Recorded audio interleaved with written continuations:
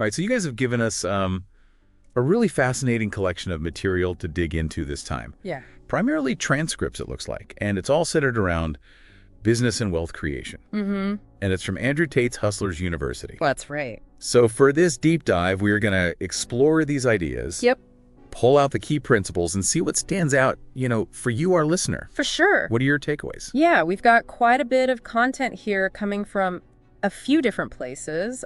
We've got some YouTube channels like Gematria Truth and Based Clips, Okay. which feature excerpts from what seem to be like the full Hustlers University courses. Gotcha. And then we've also got some lessons that were apparently leaked Oh, wow. from a channel called Wait a Man. So it gives us a pretty broad look at some of the core concepts that are being taught. So it's kind of like we're getting a concentrated dose Yeah. of their business philosophy. Absolutely. And I think what immediately jumps out Yeah. is how direct and unconventional some of these ideas are. It's Mhm. bold, for sure. Oh, yeah. And definitely challenging some of the standard Yeah. approaches to building wealth. Definitely. But through it all, there's this consistent thread of questioning traditional education Mm-hmm. and really pushing the pursuit of financial success, almost above all else. Mm-hmm. All right, so let's get into it. We have so much here. We do. Where should we even begin our exploration? Well, I think perhaps the most logical starting point is Yeah. a principle that seems to be emphasized right from the get-go, Okay. and that's the absolute necessity of speed in business. Speed less number one, apparently. Yeah, pretty much. And there's a specific example that really drives this home, right? Yes. Something about a company called T2 Television missing out on a big opportunity. Exactly. The transcript highlights how a month-long holiday Wow. led to a significant setback for T2 Television. Oh, no. They missed a window of opportunity, and it cost them. And the core message here is that in the business world, acting quickly on opportunities isn't just beneficial. It can be the difference between success and failure. Huge. Hesitation can be incredibly costly. Right. It's not about rushing blindly, Yeah. but more about cultivating a real bias for action. Yeah. If there's a deal to be made or an opportunity to seize the mindset is make it happen now, Right. not next week or next month. Right. It's that sense of urgency that seems crucial. Mm-hmm. Now, thinking about you, our listener, how often might you have seen opportunities pass you by Yeah. simply due to delays Mhm. or waiting for the perfect moment? Yeah. You know what I mean? Absolutely. Injecting this principle of speed into your current projects or ideas Yeah. give them a significant advantage. It's a really important question to ask yourself. Vitally. And it leads quite nicely into kind of a fundamental understanding of what a business actually is, Right. at least according to these materials. The core definition they present is that a business is defined solely by money coming in. Money in. Yeah, That's the bottom line, literally. pretty much. Everything else, at least initially, takes a back seat. For sure. They draw a pretty sharp contrast here, don't they? Yeah. Between someone operating informally but generating cash flow Mm-hmm. versus someone with all the formal structures in place. Mhm. The LLC, the website, Mm-hmm. the fancy letterhead, but no actual income. Right. They use the analogy of the drug dealer versus Oh, right. the legally registered Yeah. but unprofitable business entity Yeah, I remember that. to really highlight that Yeah. distinction. It's a provocative comparison, for sure, Yeah, but it really underscores the point it does. that those things, those impressive offices, elaborate branding, even the legal frameworks, Yeah. they're presented as secondary considerations. Almost vanity project. Yeah, almost like vanity projects until you've actually validated that your core offering can generate revenue. You got to prove it works. Yeah, the absolute priority is getting that cash flow. Money in. Yeah, money in. That's business. It really flips the traditional advice on its head, doesn't it? It does. We're so often told to get all the formal aspects locked down Right. before even thinking about sales and marketing. The website, the logo, all that stuff. Yeah. Yeah. But this perspective argues you need that validation of income first. Absolutely. So for you listening, Yeah. take a moment to consider your own ventures or even those ideas you're just playing with. Yeah. Is your primary focus on generating income? Yep. Or are you perhaps getting caught up in those peripheral details? Yeah, that's a key question. For sure. And that brings us very nicely to the next key lesson, Okay. which is the strategy of starting business ideas for free, Oh, wow. or at least with Yeah. very minimal expenditure. I like that. Yeah. Start for free. As much as possible. Obviously, there might be some small costs, but keep it as low as you can. This was a real eye-opener for me. Yeah. Especially that detailed example they use about the makeup company. Yeah, that's a good one. The stark contrast between the traditional 200,000 startup model, right, loaded with upfront costs. Yeah, all the traditional stuff. Versus that nimble 5,000 online-first approach is pretty compelling. It really is. What's particularly insightful here is the focus on testing the market. Yeah. With the lowest possible risk. Yeah, minimize that risk as much as possible. By launching a basic online presence. Yeah. Prioritizing those initial sales. Get that money in. You can get a real-world gauge of whether there's genuine demand. Yep. See if it actually works. Before you sink a massive amount of capital into it. The downside is significantly limited. It is. And as they point out, you can even test multiple different ideas for the same cost as one traditionally funded startup. Absolutely. Exactly. The potential worst-case scenario in this lean startup model is maybe having to issue a few refunds, but you haven't been left holding a mountain of unsold inventory.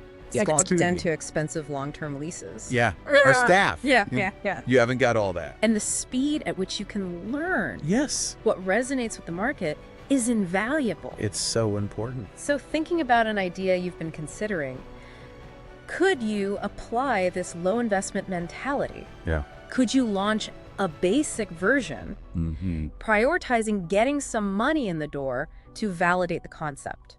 See if people actually want it. Yeah. Do people want this? That's the question. Building directly on this theme of low-cost entry is the crucial principle of leveraging the resources you already have. Yes. You know, your existing skills, your connections, your assets. Use what you got. This really hit home for me. Yeah. The examples given, a 15-year-old cousin with website skills, the person starting a lawn mowing business. Right. It's all about recognizing the potential in what's already within your reach. Absolutely. And finding ways to monetize it. The personal anecdote they share about that successful webcam business. Oh, yeah. That started with practically no initial investment. Further underscores this. It's about being resourceful. Yeah. Identifying those often overlooked opportunities to generate income. Yeah. Just by using your current abilities and your connections. Whatever they might be. Yeah, exactly. What skills or resources do you currently possess that you might not have even considered as potential income streams? Right. Could a little creative thinking unlock some new possibilities for you? It's amazing what you can find if you just look around and think a little differently. It's a powerful reminder that you don't always need a substantial financial injection to get started. Nope. Sometimes the most valuable tools are the ones you already have at your disposal. Exactly.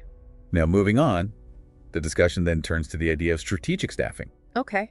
And it's not just about filling roles, is it? No, not at all. The fundamental principle here is that every single member of your team should be either directly contributing to generating revenue or saving you time that is more valuable than their cost. If they're not fulfilling one of those two crucial functions, they're essentially a drain on your resources. It's a really simple but powerful way to look at it. Yeah. The example they use about the commission-only sales team at Vixels is really illustrative. Oh, yeah, that's a good one. You know, they were driven by that shared energy and the vision of the company. Right. Not necessarily high guaranteed salaries in the beginning. Yeah. However, that story also highlights a critical point, doesn't it? It does. About the necessity of leadership presence. Yeah. Because when the leaders were absent, the whole structure began to crumble. It all falls apart, yeah. That's a really important nuance. It is. So while financial compensation might not be the sole initial motivator, a clear direction and strong leadership are absolutely vital. They are. To keep a team focused and engaged, especially in those early, more volatile stages of a business. Yeah, when things are changing quickly, you need somebody at the helm. For you, as you think about potentially bringing on help for your own ventures, how can you apply this principle of ensuring that each person's role is directly contributing to either your income or freeing up your own valuable time? That's the question. It's a tough but essential question to ask. It is. Next up, and this is another point that might raise a few eyebrows, is the somewhat provocative piece of advice. Let's hear it. Don't get legal before you get rich. Oh, yeah. This is definitely an area where the philosophy presented diverges significantly from conventional business wisdom. It really does. The argument here is that focusing too early on legal and administrative overhead. Yeah. Like registering companies dealing with extensive tax paperwork. That stuff. Can be a costly distraction. It can. And in some ways a form of premature grandstanding. Yeah, looking fancy before you actually are. Especially before you've actually proven that your core business idea is viable and profitable. They make the point that if you pour all your initial time and money into setting up the perfect legal structure, and then the business idea itself fails to gain traction, right, you've essentially wasted a lot of valuable resource. Oh, you've wasted time and money on something that ultimately didn't matter. Didn't matter at all. The focus, according to this, should be on generating income first. Yeah. And then you can address the more formal legal aspect. When you've got the money to do it properly. Once you've demonstrated viability and you have the financial resources to handle them effectively. Absolutely. Has our listener ever felt that urge to immediately formalize an idea? Yeah. With all the legal bells and whistles? Yeah, get the lawyers involved. Before actually seeing if it can generate any revenue. Yeah, before you even know if it's going to work. Yeah. It's an interesting point, isn't it? It's certainly a point to consider. For sure. And kind of shifting gears a little bit. Okay. From the administrative to the more interpersonal aspects of business. The material touches on the significance of commanding respect. Oh, interesting. This was an interesting point, and it was linked to the idea of physical presence. Okay. And they used the example of Dan from T2 Television. Right. So the implication is that how you present yourself and carry yourself can have a tangible impact on how others perceive you. Yeah. First impressions matter. And interact with you in a business setting. Absolutely. So the point isn't necessarily about being physically intimidating. Right. But more about projecting an air of confidence and authority. Yeah, you got to believe in yourself. The thinking is that people are generally more inclined to trust and conduct business with someone who commands a certain level of respect. Makes sense. So consider how you present yourself in your business. Yeah. What kind of impression are you consciously and unconsciously making? That's a good question to ask. It's about more than just outward appearances, though, isn't it? It is. It also encompasses your conviction in your business and how you articulate your vision. Now let's move on to a principle that seems very straightforward. Okay. But the way it's framed is quite assertive. Right. Never say no to money. I like it. It's very direct. It is.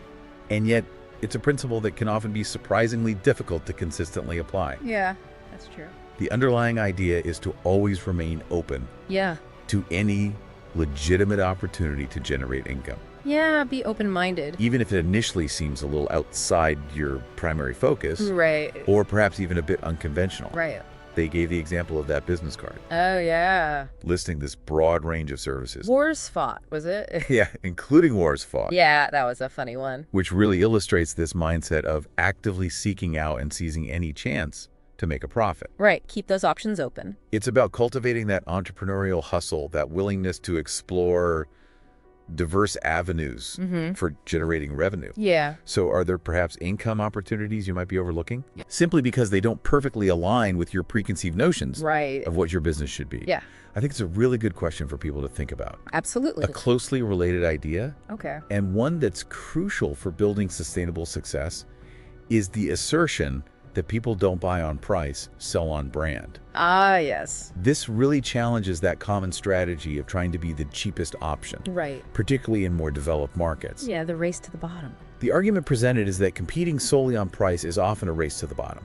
It is. And a difficult long-term strategy. Yeah, you can only go so low. Instead, the emphasis should be on developing a strong brand that offers value far beyond just the lowest cost. Absolutely. Consumers are often willing to pay a premium.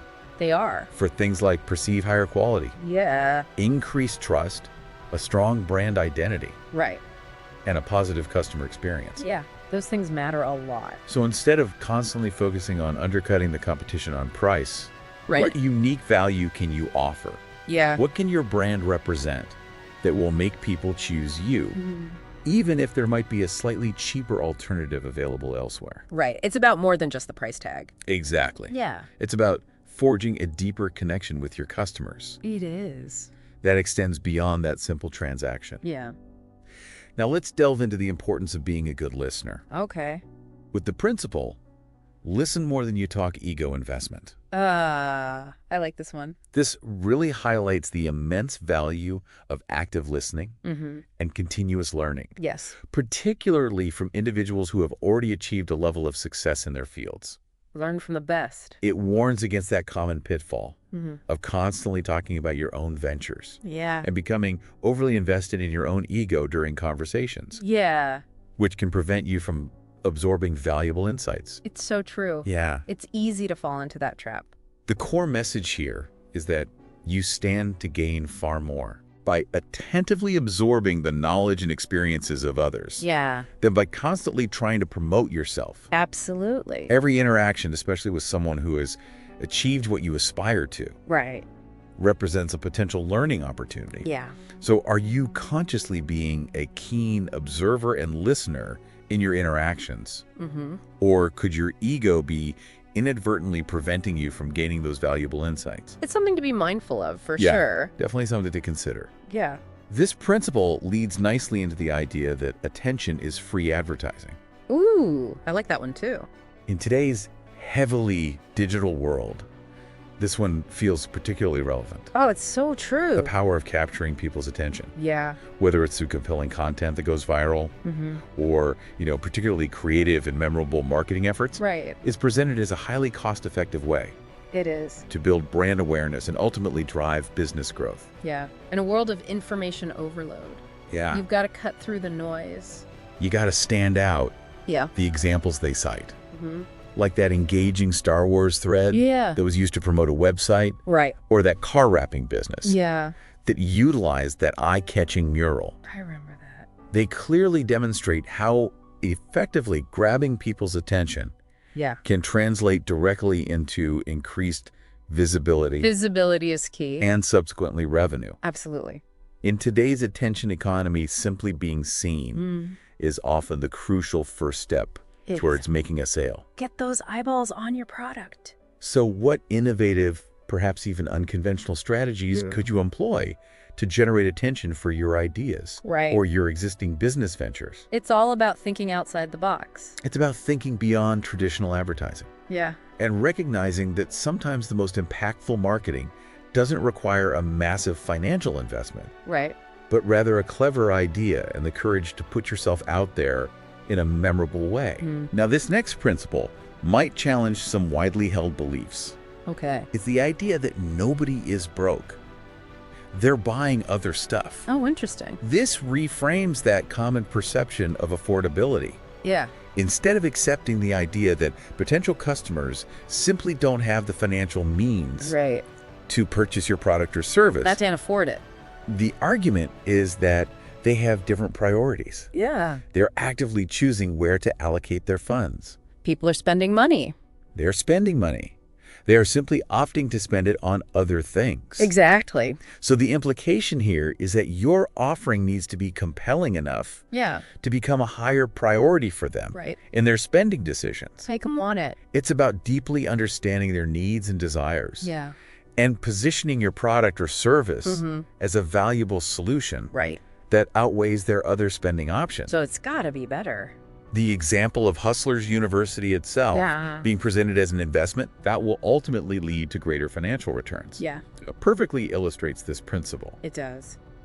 So how can you effectively position your offering so that potential customers see it as a must-have rather than just a nice-to-have? Yeah, make it essential. In their current spending priorities. It's a good way to think about it.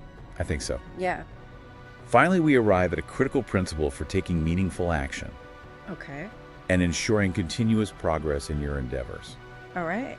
And this is the idea that nothing ever fixes itself. Ooh, that's a good one. This is a stark but vital reminder of the importance of proactive problem solving in the world of business. Yes. Just like in life, issues and challenges rarely resolve themselves if you simply choose to ignore them. You've got to take action. You need to actively identify problems as they arise. Yeah. And take decisive action to address them head on. Absolutely. The anecdote they share about periods of slow sales perfectly illustrates this. Simply waiting passively for things to improve is rarely an effective strategy. Nope. You need to be constantly monitoring your performance, analyzing any downturns, and taking immediate and decisive action to course correct. Yeah, fix it. When things aren't progressing as planned. Don't wait. So are you adopting a proactive and decisive approach to those inevitable challenges that arise in your own endeavors? Right. Or are you perhaps hoping that things will somehow magically sort themselves out over time? Hoping for the best. Yeah. Yeah. Doesn't usually work that way. It doesn't usually work that way. No. That's a really powerful point to finish on. It is. So let's just quickly recap those core principles that we've extracted from this deep dive into the Hustlers University material. Yeah. We need to prioritize speed. Yep. Cultivate a bias for action. Absolute. Maintain a relentless focus on generating income. Money. To start your ventures lean by minimizing upfront investment. Keep it cheap.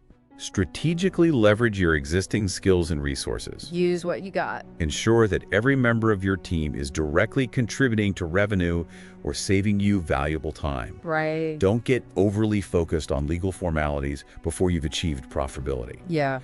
Aim to command respect through your presence and your actions. Absolute. Always be open to legitimate opportunities to make money. Money. Focus on building a brand that offers value beyond just the lowest price. Yeah. Prioritize listening and learning over constant self-promotion. Right. Recognize that attention is a valuable form of free advertising. For sure. Understand that potential customers have spending priorities, and you need to become one of them. Yeah. And finally, always remember that nothing ever fixes itself. Right. Proactive action is essential. It is. I mean, that was a lot. It was a lot. These are certainly thought-provoking perspectives. They are. And they offer a real challenge to many of the more conventional ideas. They really do. About how to start and run a successful business. Absolutely. And it leaves us with a final thought for you, our listener. Okay. As you consider these sometimes contrarian ideas, what is one traditional belief about starting or running a company that you might now be questioning? Right. And perhaps more importantly, what is one small concrete action you could take today, based on these insights, to move a little bit closer to achieving your own goals? Yeah, take action. Maybe taking some time to reflect on that will lead to your own aha moment. I like that, your own aha moment. All right, thanks for joining us for this deep dive. My pleasure. We'll see you next time.